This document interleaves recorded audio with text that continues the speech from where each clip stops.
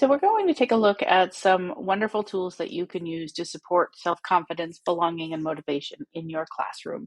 This is not an exhaustive list of everything that you can use, and we will look at some others when we give some specific examples on the next video. But here I'm just going to give you some of my favorite tools that can be used in the classroom. Some of them are free, some of them are freemium, some of them are paid. I'll kind of indicate that as we go through. This is a great slide deck for you to come back to and explore the ones that kind of clicked for you. I highly recommend that you only pick one tool to introduce to students at a time. Make sure they're confident in that tool before you introduce another one. We don't want to overwhelm. We want to make sure that our students are confident in the tool that we're using, and we want to make sure that it is doing what we want it to be doing, which is motivating our students to be successful. So we're going to start with some basics. There is some great resources for multilingual learners at the TEFL site. So if you want to go out and peek at the link, you'll just click on the image over on the left here, and that will bring you out to the all ESL information. There are tons of ways that you can bring the world into your classroom, and this is a big one that really does get students engaged.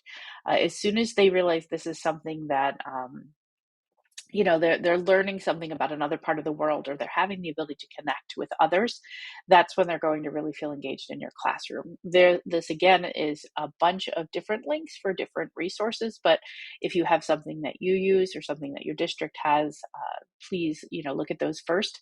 And always, before you sign into anything, make sure that it's on your EdLaw 2D approved list so that you can use in the classroom. But most of what you see here, there isn't any need for students to sign in, but I just wanted to make sure to say that for all of the resources we're going to share.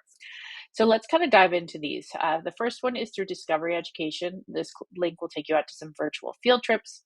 Code.org has some resources for looking at artificial intelligence, but looking at it through different parts of our environment.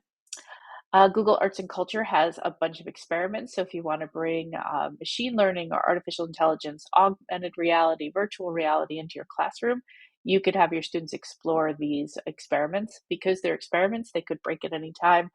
So definitely try them out on the day you're planning to use them. Speaking of Google Arts and Culture, the next link down is Google Arts and Culture. Here you can look at art, you can look at history, you can look at artificial intelligence, you can look at AR and VR field trips and experiments, and there's tons of games that your students can play to explore art and history in really unique and interactive ways. Beluga is one that is a freemium. So some of the items you see on there are free for you to use. Some of them are going to have a cost involved. This one has some really great activities to do. So what it does is, what Beluga does is it takes content from around the internet and then it packages it so it can be used in the classroom a little bit. So instead of just doing this free search for different things, here's a way that it can be packaged together. So there's a lot on the UN Sustainable Development Goals, a lot with digital citizenship, a lot with emerging technologies, and there's just so much that can be used on that site that I highly recommend it. The bottom one is Learn Around the World. This is going to be virtual field trips, but they also do guest speakers, so they might have some live events that are worth you taking a peek at. The explore.org one that you see in the center of your page here, I'm actually going to open up because it looks like it's not working, but it totally is. And with this one, what it does is it shows you live cameras from around the world that have to do with animals. So you can see all the ones that are listed at the top. If you scroll down, you'll see all the ones that are live right now, so you can take a peek at all of these. There's lots of ways you can do this to bring in interest in your classroom. This could be a brain break. This could be a creative writing experiment. It could be something with, in your science class where you're looking at different environments and you're looking at different types of animals and their areas. There is an education feature at the top. So if you click on the education button at the very top of your screen, you can see some ways that you can use this website. Going back to our presentation here, the next one over is the KID 2030 Challenge. This is a way to look at the Sustainable Development Goals through data, code, and artificial intelligence with some challenges for your students. And then the bottom one is your NOVA. So if you're familiar with PBS, you're probably familiar with NOVA, but there's some really great science resources that are there for you on that page. We want to make sure that we're helping our students with their social emotional needs, and I just put a couple out here, but there's lots you can go and grab as far as like Calm, Headspace. Any of those are great. Nearpod has a paid program around social emotional learning. They have these amazing brain breaks that really break down ways to energize and to calm our students. And there's a new tool called Focusable that might be worth looking at. That's going to help build capacity on focusing on one task at a time. Arts and STEM are another way to really make sure that our students are engaged and motivated. So here you'll have some science resource like Take Kids that takes you out to some different types of art, and then some games and activities around art. The Artist Chronicles is a podcast about famous artists that students have to use their context clues. So they're going to be really engaged as they're trying to figure out who the person they're talking about on the podcast is.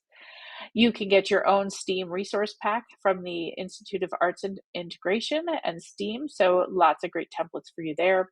And then Brush Ninja is a fabulous tool for your students to use to create their own animated images, to create their own designs. Definitely something that you can use in your literacy classrooms, definitely in your art class. Up at the top, you have some more information from the Institute of Arts Integration and STEAM. And then there's Art Steps where you can create your own virtual 3D exhibition online. We do have computer science and digital fluency standards here in New York State, so I thought it'd be important to throw some resources for that will keep your students engaged. Be Internet Awesome is a free one from Google. This one is for 3rd through 5th grade, I would say, is your sweet spot for it. Over on the left is just a preview of building your own digital citizenship toolkit. There's some resources in here that you can grab to use with inside your classroom. So there's going to be lots of resources in there for you. Below the Nearpod is some kid activities from Culture of Cybersecurity. These are a lot of printables and card games that you can play to teach your students about computer science. And then MadLearn is a paid one that actually allows students to create their own apps. Skillstruct will work on their computer science and digital fluency skills. And there's one I forgot to put on there that's called Up Savvy. I'll make sure to add it after the video, which has short videos. It is a paid program. It has short videos to help students understand everything to do with computer science and digital literacy. And then What Happens When I Learn to Code is a great book, but this link will take you out to some activities that students can do online with Gracie, this character you see on the book.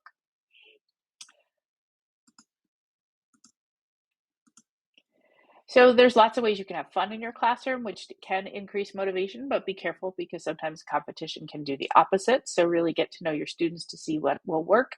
I gave you Genially as the first one here. This one has great templates for you to do some of those low impact gaming kind of things, because you build it on a slide deck and your students can do them independently or whole group, depending on how you want to run them. You can also make some really good interactive images and activities on Genially. Gimkit and Blookit both do very similar things. They're very similar to a Kahoot. The Bingo Baker is an online bingo card generator. You can use the ones that are already made, or if you want to pay $25, you'll have it for life, and you can create your own bingo cards and do lots of different things there. Pink Cat uses lots of games based on the needs within your classroom. You can create your own, and you can use the games that are already there. We mentioned art and STEAM, but there's a lot that just really have to do with creativity that can be done inside an art class or in any class really. Book Creator is a great one to think about using with your students. The students can create books on anything you're learning in the classroom.